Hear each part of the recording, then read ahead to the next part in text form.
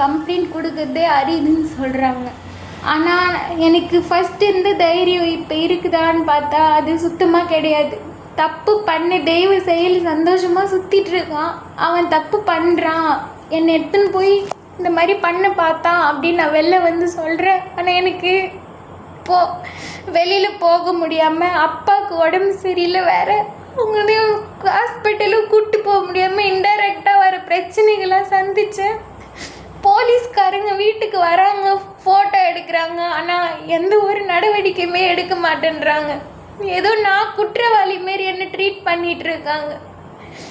பெண்களுக்கு நீதி சொல்ல யாருமே கிடையாதா?